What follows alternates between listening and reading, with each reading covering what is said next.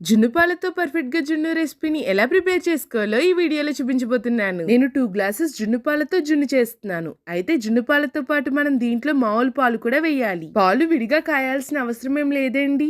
పచ్చి పాలే కానీ చాలా చిక్కగా ఉండాలని గుర్తుపెట్టుకోండి. జున్ను పాలతో పాటు మామూలు పాలు కూడా వేయాలని చెప్పాను కదా!